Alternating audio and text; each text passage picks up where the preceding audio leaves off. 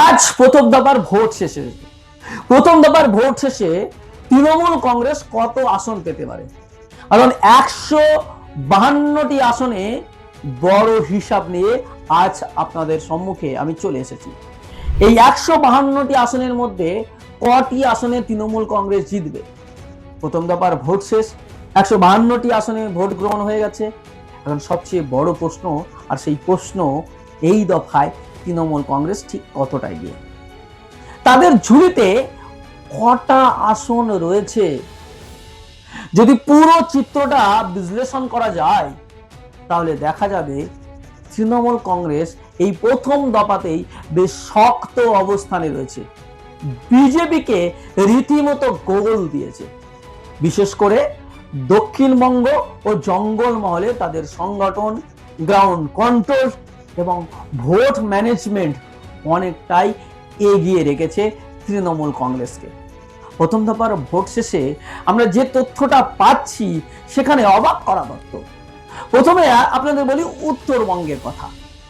এই অঞ্চলটা বরাবরই বিজেপির শক্ত ঘাঁটি হিসাবে পরিচিত, তবুও তৃণমূল কংগ্রেস এখানে বেশ কিছু গুরুত্বপূর্ণ আসনে লড়াই দিয়েছে ভালোভাবে, এবং আগের তুলনায় নিজেদের অবস্থান কিছুটা শক্ত করেছে। কোচবিহার, জলপাইগুড়ি, উত্তর দিনাজপুরের কিছু আসনে তৃণমূল কংগ্রেস প্রতিদ্বন্দ্বিতায় রয়েছে, এবং এই কয়েকটি জেলাতে, এই 3টে জেলায় তৃণমূল কংগ্রেস কয়েকটি আসন বিজেপির থেকে কেড়ে নেওয়ার সম্ভাবনা তৈরি হয়েছে। হ্যাঁ, এই উত্তরবঙ্গে বিজেপির কাছ থেকে বেশ কয়েকটি আসন কেড়ে নেবে। এরপর আসি জঙ্গলমহলে।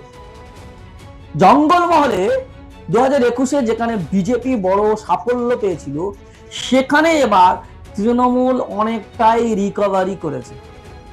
পুরুলিয়া, বাঁকুড়া, পশ্চিম মেদিনীপুর এবং ঝাড়গ্রামের একাধিক আসনে তৃণমূল সংগঠনগত শক্তি ও গ্রাউন্ড কানেকশনে স্পষ্টভাবে দেখা গেছে।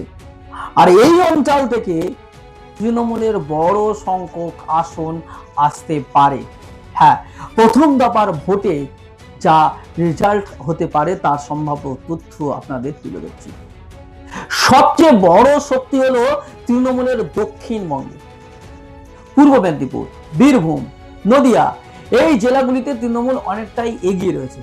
তবে পূর্ব মেদিনীপুর কিছু আসনে বিজেপি এগিয়ে রয়েছে, কিন্তু বিশেষ করে নদিয়ায় যেখানে অনেক আসনে বিজেপি জিতেছিল বা বিজেপির ভালো জায়গা ছিল, সেই আসনগুলিতে তৃণমূলের অবস্থান একেবারে শক্তিশালী।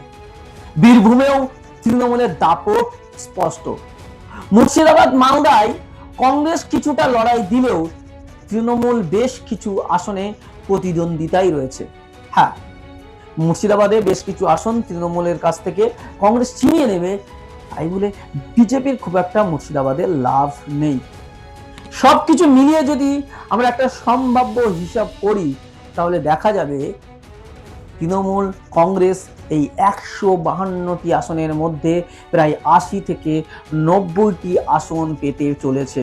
হ্যাঁ, প্রথম দফার ভোটের যে রেজাল্ট হতে পারে সেখানে প্রায় 90টি আসন পেতে পারে তৃণমূল কংগ্রেস। এই সংখ্যাটা আসছে 3টি বড় ফ্যাক্টর থেকে। প্রথমত, জঙ্গলমহলে তৃণমূল কংগ্রেসের রিকভারি। দ্বিতীয়ত, দক্ষিণবঙ্গে শক্ত ঘাঁটি ধরে রাখা। তৃতীয়ত, বিরোধী ভোটের বিভাজন। বিরোধী ভোট ভাগ হয়ে যাওয়ায়, সিপিএম, কংগ্রেস, বিজেপিতে ভাগ হয়ে যাওয়ায় যা তৃণমূলকে অনেক জায়গায় সরাসরি সুবিধা দিচ্ছে।